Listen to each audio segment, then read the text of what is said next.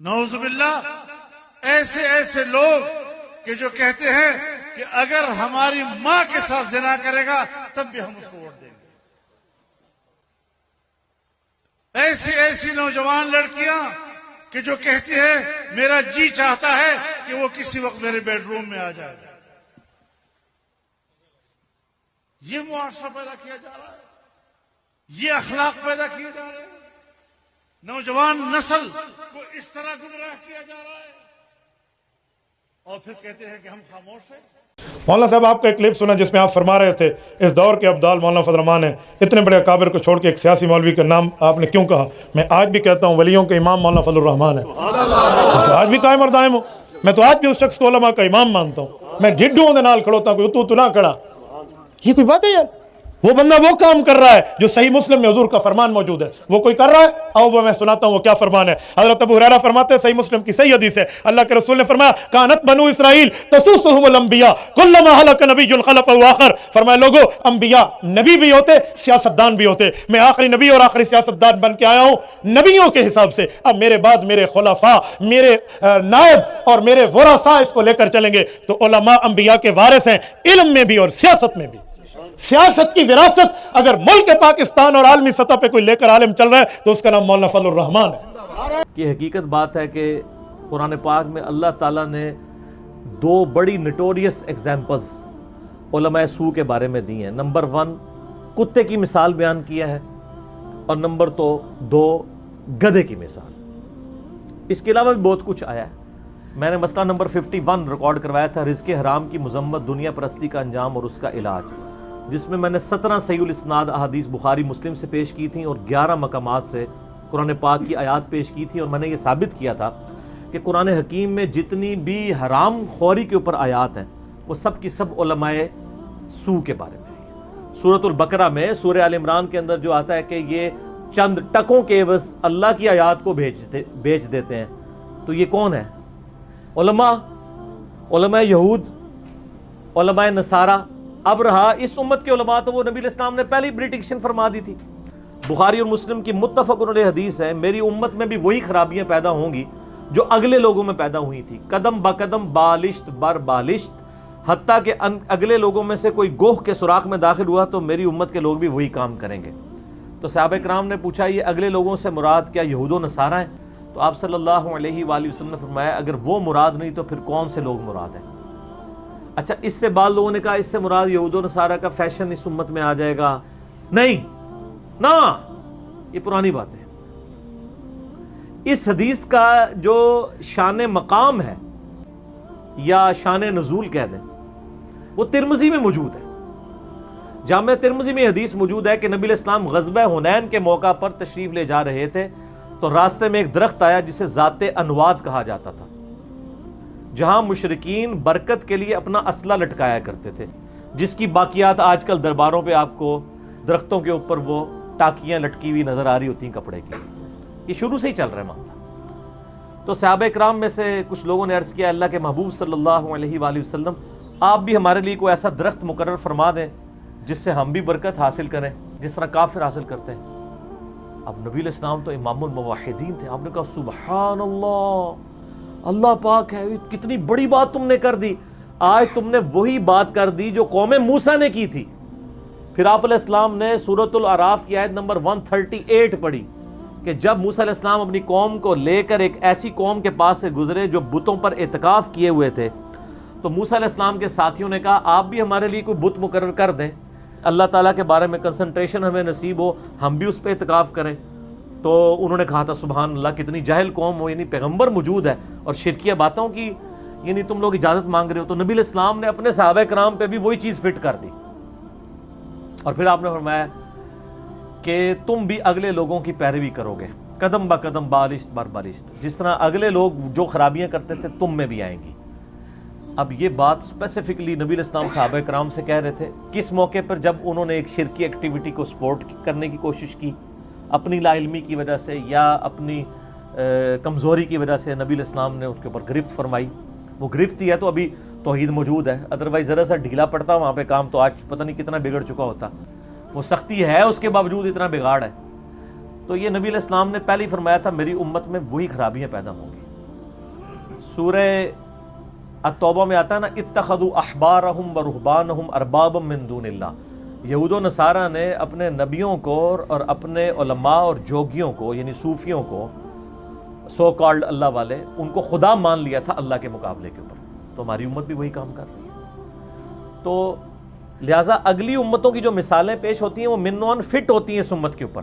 آپ جان نہیں چھڑا سکتے کہ یہ تو علماء یہود کی باری تھی، ان کے بارے میں بات ہوئی، ہمارے بارے میں نہیں. تو نبی صلی اللہ علیہ وسلم نے فرمایا وہی خرابیاں تم میں بھی آئیں گی. ٹھیک ہو گیا.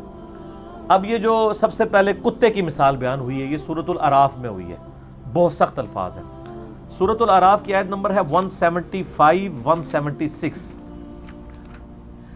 اعوذ باللہ من الشیطان الرجیم بسم اللہ الرحمن الرحیم. بلعام بن باعورہ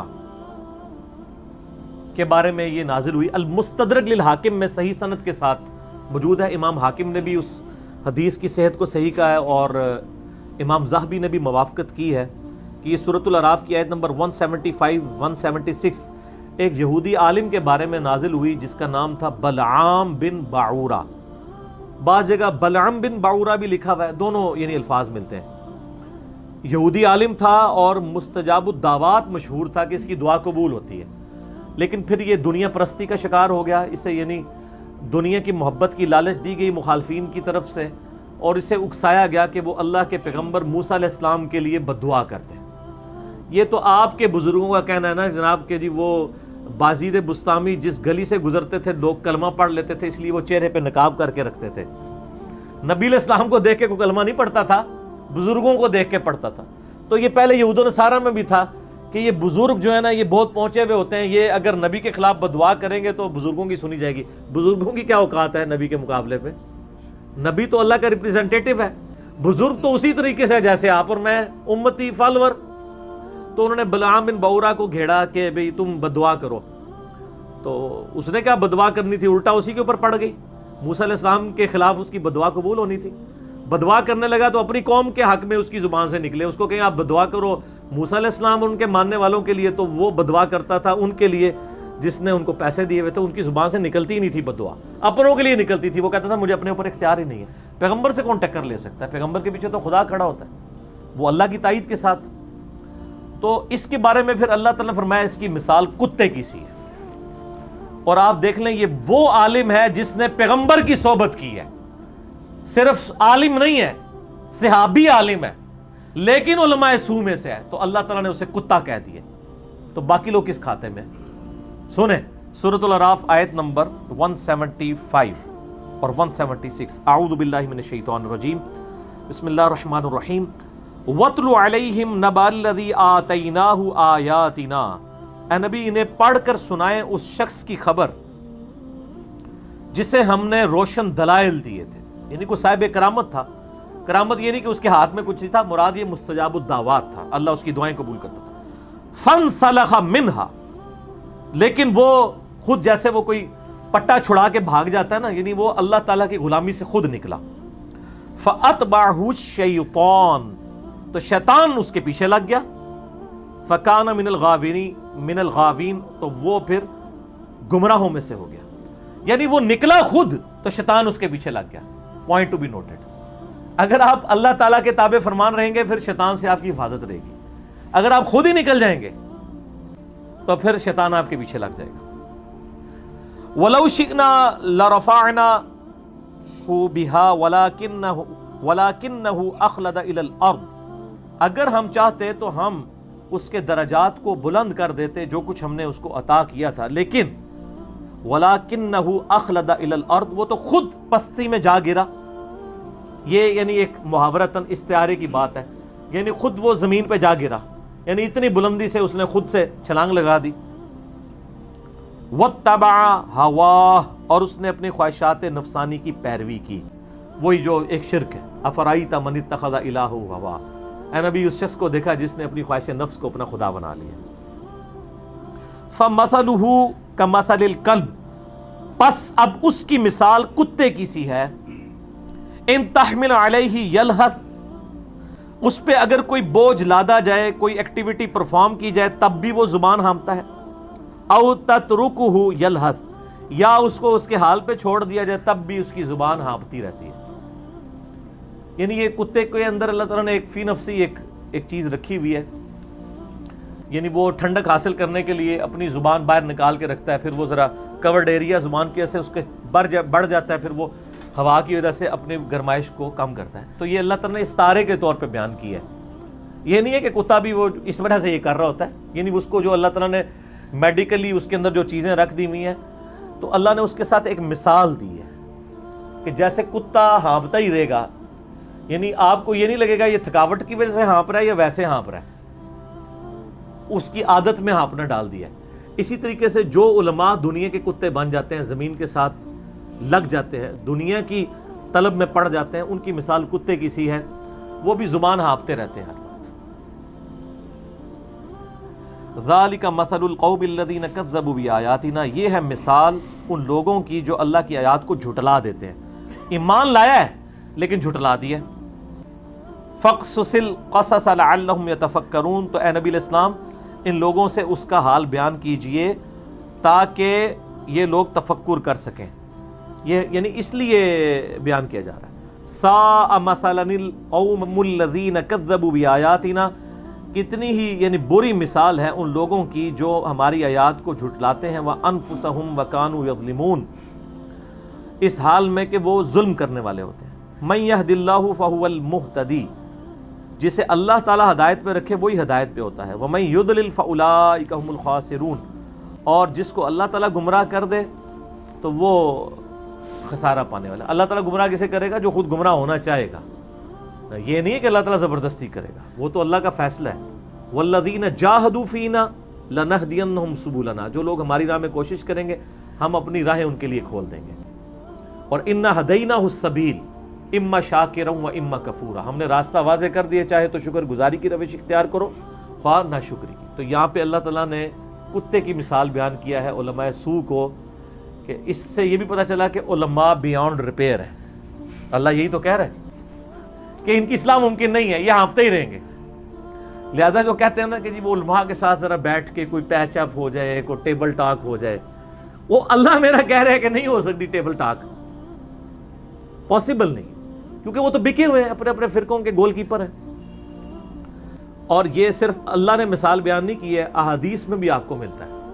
سنن نبی داؤد میں ایک حدیث ہے، نبی علیہ السلام فرمایا میری امت میں 72 فرقے دوزخ میں جائیں گے، اور وہ ایسے فرقے ہوں گے کہ جن میں بدعات ایسے داخل ہو جائیں گی جیسے باولا کتا، پاگل کتا کسی کو کاٹ لے تو اس کے ایک ایک رگ و ریشے میں اس کا اثر، یعنی وہ جو حلق پن آپ کو پتہ نہیں چلا جاتا ہے، پھر وہ پیٹ میں کتنے ٹیکے لگتے ہیں، وہ جراثیم چلے جاتے ہیں. اس کی وجہ سے پہلے لوگوں میں جب ٹیکے والا معاملہ نہیں تھا تو لوگوں کی ڈیتھ بھی ہو جاتی تھی. تو جیسے باولا کتا کسی کو کاٹ جائے نا، اس کے جسم میں اس کا زہر پھیل جاتا ہے، اس طرح میری امت میں لوگوں میں بدعات پھیل جائیں گی.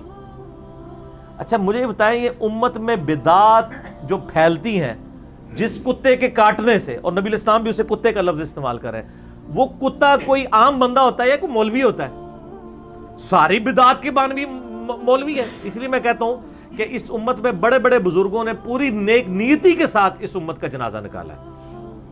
انہوں نے یہ سمجھا کہ نیک نیتی کے ساتھ کہ یہ امت کے حق میں بہتر ہے یہ جاری کر دیا جائے. کسی نے عشق رسول کا نام دے کے، کسی نے توحید کا نام دے کے، کسی نے محبت اہل بیت کا نام دے کے، کسی نے دفاع صحابہ کا نام دے کے غلط عقیدے امت کو بتائے ہیں. اور وہ امت کو اس لیے عقیدے بتایا کہ وہ یہ سمجھتے تھے کہ اس وقت اس چیز کی ضرورت ہے، چاہے ہمیں جھوٹ بھی بولنا پڑے، غلط بات بتانی پڑے، ہم نے بتانی ہے کیونکہ نقصان ہو جائے گا. کتاب و سنت کیا کہتا ہے؟ وہ کہتے ہیں اس کو سائیڈ پہ رکھیں، اس وقت ضرورت یہ ہے. تو وہ اس وقت پوری نیک نیتی کے ساتھ امت کا بیڑا غرق کر رہے ہوتے ہیں. تو نبی علیہ السلام نے کیا مثال دی کہ کتا کاٹ جائے باولا اور اس کے جسم میں اس کا اثر چلا جائے. تو یہ کتا کون سا کاٹتا ہے؟ علماء سوء. وہ آپ کو پتا طارق جمیل صاحب نے کلیریفیکیشن دی تھی، اس پہ میرا ایک لیکچر آیا تھا جس پہ ان پہ الزام لگا تھا کہ انہوں نے علماء کے لیے جراثیم کا لفظ استعمال کیا. تو انہوں نے کلیریفیکیشن دی، میں نے علماء کو تو جراثیم نہیں کہا، میں نے تو یہ کہا ہے کہ باہر کے ملکوں میں جو لوگ آتے ہیں یہ پاکستان، انڈیا، بنگلہ دیش سے جراثیم فرقہ واریت کے ساتھ لے کے آ جاتے ہیں، یہاں بھی فرقوں کے نام پہ مسجدیں بنانا شروع کر دیتے ہیں. تو میں نے اس پہ کہا تھا for the sake of argument agreed کہ انڈیا پاکستان بنگلہ دیش سے یہ جراثیم لے کے جاتے ہیں وہاں. تو انڈیا پاکستان بنگلہ دیش میں جو جراثیم لے کے جا رہے ہیں، یہ جراثیم ان کو لگے کہاں سے ہیں؟ کسی کھلاڑی نے ان کو ہاتھ ٹچ کر لیا تھا، یا کوئی فلمی ایکٹر جو ہے اس نے کوئی مطلب ان کے ساتھ سیلفی بنوا لی تھی تو وہ جراثیم لگ گئے تھے؟ فرقہ واریت کے جراثیم کسی کرکٹر سے، فٹ بالر سے لگتے ہیں یا مولوی سے لگتے ہیں؟ تو سیدھی بات ہے. تو الٹیمیٹلی کان آپ ایسے بھی پکڑے پھر بھی علماء سو کے لیے جراثیم کی بات آئے گی. تو میرا ایک یوٹیوب پہ کلپ بھی اس میں سے پھر ہم نے کاٹا تھا، علماء سو امت کے جراثیم. یہ اتنا بڑا جراثیم میں سے ایک جرثومے کی تصویر بھی سال لگائی ہوئی تھی. تو یہ یعنی قرآن پاک میں بھی آپ دیکھ لیں مثال کتے کی آئی ہے، اور میں نے ابو داؤد سے اس حدیث میں بھی کتے کے الفاظ ہیں. اب آ جائیں گدھے کی مثال. گدھے کی مثال بھی قرآن پاک میں سورہ الجمعہ میں اللہ تعالیٰ نے علماء یہود کے لیے گدھے کی مثال بیان کی ہے. اور میں نے پہلے ہی کیڑا نکال دیا کہ جو جو خرابیاں ان کے اندر ہیں نا وہ اس امت میں بھی آنی ہیں. پارہ نمبر 28 کے اندر سورہ الجمعہ، اس میں اللہ تعالیٰ علماء یہود کے بارے میں فرماتا ہے مثل الذین حملوا التوراۃ، مثال ان لوگوں کی، ان علماء کی جن کو حامل تورات بنایا گیا تھا. ظاہر ہے علماء ہی ہے نا، ویسے تو بڑے فخر سے کہہ رہے ہوتے ہیں انبیاء کے وارث علماء ہیں. جب ہم یہ باتیں پڑھتے ہیں وہ کہتے ہیں نہیں، یہاں تو یہ بتا رہے ہیں کہ جن لوگوں کا تورات کا جن کو وارث بنایا گیا، تو آپ تو کہتے ہیں کہ انبیاء کے وارث علماء ہوتے ہیں. اب یہ عوام کے کھاتے میں ڈال رہے ہیں، ایک ٹکٹ میں 2 مزے کرتے ہیں. تو یہ علماء کے بارے میں ہی ہے. مثل الذین حملوا التوراۃ، جن لوگوں کو تورات کا حامل بنایا گیا تھا، ثم لم یحملوها، پھر وہ حامل ہونے کا حق نہیں انہوں نے ادا کیا، ان کی مثال ہے کمثل الحمار، ایک گدھے کی مثال ہے، یحمل اسفارا، جو کہ بوجھ اٹھائے ہوئے ہیں. بئس مثل القوم الذین کذبوا بآیات اللہ، کتنی ہی بری مثال ہے ان لوگوں کی جو اللہ کی آیات کو جھٹلاتے ہیں. واللہ لا یہدی القوم الظالمین، اللہ تعالیٰ ایسے لوگوں کو ہدایت نہیں دیتا جو خود ظلم کی روش اختیار کرتے ہیں. ہدایت تو ظاہر قیمتی چیز ہے، جو کوشش کرے گا اسے ملے گی. یہاں اللہ تعالیٰ نے فرمایا کہ جو تورات کے حامل بنائے گئے، تورات کے حامل عوام الناس تھی یا علماء تھے؟ علماء سے پوچھ کے چلیں، کہتے ہیں نا آپ کو، کہتے ہیں علماء سے، کیونکہ دیکھیں کتاب و سنت کے حاملین تو علماء ہیں. تو سر یہ بھی علماء یہودی ہیں نا. تو اللہ تعالیٰ یہ گدھے کی مثال ہے. گدھے کی مثال کیوں؟ اور ایسا گدھا جس کے اوپر کتابیں لاد دی ہوں، بوجھ لادا ہوا ہو. اب مجھے بتائیں اگر کسی گدھے کے اوپر کتاب لاد دی جائے تو گدھا اس کتاب سے استفادہ کر سکتا ہے؟ گدھا تو وہ پڑھ ہی نہیں سکے گا. تو یہ اللہ نے مثال بیان کی ہے کہ ایسے علماء جو تورات کے حامل تو تھے، لیکن اس کے اندر جو اللہ کی تعلیمات تھیں اس سے استفادہ کر کے ہمارے پیغمبر کو انہوں نے نہیں پہچانا کہ یہ وہی پیغمبر آخر الزمان ہے جس کی پریڈکشنز اولڈ ٹیسٹمنٹ میں، نیو ٹیسٹمنٹ میں موجود تھیں. تو گویا یہ ان گدھوں کی مانند ہیں کہ جن کے اوپر کتابوں کا بوجھ تو لدا ہوا ہے، ڈگریوں کا بوجھ تو لدا ہوا ہے، ان کے شوکیسوں میں بخاری مسلم تو رکھی ہوئی ہے لیکن اس سے استفادہ نہیں کر پا رہے. اچھا یہ وہ مثال ہم پہ فٹ کر رہے ہوتے ہیں علماء سونا کہ آپ تو گدھے کی مانند ہیں، کتابیں آپ کتابیں کھول کے بیان کر رہے ہیں. وہ جو کتابیں کھول کے بیان کرتا ہے اس کو تو اللہ نے گدھا کہا ہی نہیں ہے. اللہ نے کہا ہے کہ گدھا وہ ہے جس پہ کتاب لدی ہے اور وہ کتاب پڑھ نہیں رہا.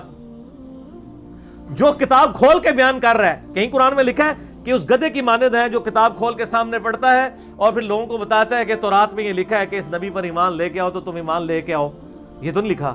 یہ تو اللہ کہہ رہا ہے یہ علماء یہود وہ ہیں کہ ان کے پاس تعلیم موجود تھی، انہوں نے اس تعلیم پہ عمل نہیں کیا. تو آج بھی وہی علماء گدھے کی مانند ہیں جن کی بخاری مسلم یا قرآن جو ہے وہ شوکیسوں میں لگا ہوا ہے لیکن وہ اس سے استفادہ نہیں کر رہے ہوتے. تو ان کو گدھے کی مثال اللہ تعالیٰ نے قرآن میں بیان کی ہے اور حدیث میں بھی آیا ہے. سر صحیح بخاری اور مسلم کی متفق علیہ حدیث ہے. نبی صلی اللہ علیہ وآلہ وسلم فرمایا میں نے اپنی امت کے علماء کو دوزخ میں دیکھا ہے ان گدھوں کی مانند جو اپنی انتڑیوں کے گرد چکر کاٹ رہے ہیں. پرانے زمانے میں آپ کو پتا نا وہ جیسے کولو کا بیل ہوتا تھا نا، تو عرب میں یعنی گدھوں کو بھی اس میں جوتا جاتا تھا. بعض اوقات یعنی وہ گندم کے سٹے الگ کرنے کے لیے، پانی نکالنے کے لیے. تو آپ علیہ السلام فرمایا کہ میں نے دیکھا ہے کہ وہ اپنی انتڑیوں کے گرد دوزخ میں چکر کاٹ رہے ہیں ان گدھوں کی مانند. کون؟ علماء. اچھا تو ان سے اہل جنت، اسی حدیث میں آتا ہے کہ اہل جنت پوچھیں گے کہ حضرت صاحب تسی کتھے تسی اتنے پہنچے بزرگ سو، اتنے مریض سن، اتنے آپ سے پوچھ کے چلنے والے تھے، تو وہ پھر وائزین پتہ کیا کہیں گے؟ وہ کہیں گے علماء کہ ہم وہ کچھ کہا کرتے تھے جو خود نہیں کرتے تھے، لوگوں کو نیکی کا حکم تو دیا کرتے تھے، خود اس پہ چلا نہیں کرتے تھے، اور لوگوں کو برائی سے روکا تو کرتے تھے لیکن خود نہیں رکا کرتے تھے۔ دیکھیں اللہ تعالیٰ نے کوئی پرواہ نہیں کی ہے، وہ جنتی ان کی باتیں، اس میں الفاظ ہیں، وہ کہیں گے کہ ہم تو آپ کی باتوں کی وجہ سے جنت میں پہنچ گئے اور تسی دوزخ وچ۔ اللہ تعالیٰ انصاف پہ ہے، اللہ کو اس سے پرواہ نہیں ہے کہ علم کس سے حاصل کیا جا رہا ہے، اس چیز کی پرواہ ہے کہ علم پہ عمل کون کر رہا ہے۔ اگر کوئی عالم ہے عمل نہیں کر رہا دوزخ میں، اور اسی عالم کی تقریر سن کے کوئی بندہ اپنی اصلاح کر لیتا ہے جنت میں، اینڈ رزلٹ تو یہ ہے کہ عمل کون کر رہا ہے۔ اگر ڈگریوں پہ ہوتا تو ڈگری والے جنت میں جاتے ہیں نا، بغیر ڈگری والے دوزخ میں ہوتے۔ یہ ڈگریاں بھی کلیئر ہو رہی ہیں ساتھ ساتھ، ڈگری کا مسئلہ نہیں ہے، اس علم پہ عمل بھی کرنا ہے۔ یہ نہیں ہے کہ کتابیں پڑھ ہی رہے، پڑھے کوئی نہ، اور جب کو پڑھ کے بتائے تو کہتے ہیں نہیں جو دین کتابوں میں تو نہیں ہے، بزرگوں کی خدمات ہیں۔ ایک ٹکٹ میں کتنے کتنے مزے لیتے ہیں۔ تو یہاں پہ نبی علیہ السلام نے گدھے کی مثال بیان کیا ہے علماء کے لیے کہ دوزخ میں نے ان کو اپنی انتڑیوں کے گرد چکر کاٹتے ہوئے دیکھا ہے۔ تو ماشاءاللہ کافی زیادہ فضائل و برکات قرآن و حدیث میں ان کے بیان ہوئے علماء سو کے۔ قطعاً کوئی یہ نہ سمجھے اگر کوئی خود علماء سو میں سے ہے تو بے شک وہ غصہ کھا لے، اگر آپ اپنے آپ کو علماء حق سمجھتے ہیں تو آپ کو ان باتوں سے غصہ نہیں کھانا چاہیے۔ میرے سامنے کوئی آیات بار بار پڑھ کے مجھے سنائے کہ جو قرآن کے، اس کو آپ آج کے دور میں ٹرانسلیٹ کر لیں کہ جو قرآن اور حدیث کے حاملین بنائے گئے وہ گدھے کی مانند ہیں جو بوجھ اٹھائے پھرتے ہیں، تو میں تو برا نہیں مانوں گا، میں تو وہ گدھا ہے ہی نہیں ہوں، مجھے تو بالکل غصہ نہیں آئے گا، کیونکہ میں تو اگر حامل بنایا گیا ہوں تو میں اسی کو پڑھ کے خود بھی عمل کر رہا ہوں اور اپنی استطاعت کے مطابق لوگوں کو بھی سکھا رہا ہوں۔ لیکن اگر اس طرح کی مثالیں سن کے کسی کو غصہ آ رہا ہے تو وہ خود ہی ٹیسٹر اپنے اوپر لگا لے کہ وہ علماء سو میں سے ہے۔ آپ میرے سامنے یہ یاد پڑھیں، بلعام بن بورا کے واقعہ بار بار سنائیں، مجھے کوئی فرق نہیں پڑے گا، ٹھیک ہے۔ ہم کب کتاب و سنت کے خلاف چل رہے ہیں؟ جو چل رہے ہوتے ہیں نا ان کو غصہ آتا ہے، ہمیں کہہ رہا ہے ہمیں کہہ رہا ہے، بھائی ہم کو نام لے رہے ہیں کسی کا؟ ہم تو یہ بتا رہے ہیں یہ نوٹوریس چیزیں ان کے اندر پائی جاتی ہیں جو علماء سو ہوتے ہیں۔ تو جسے فٹ اسے گفٹ، اگر سمجھتے ہیں کہ یہ آپ کے بارے میں ہے تو پھر آپ کو توبہ کرنی چاہیے، غصہ کھانے کی بجائے توبہ کرنی چاہیے اور اللہ کی طرف رجوع لانا چاہیے۔ ٹھیک ہو گیا جی؟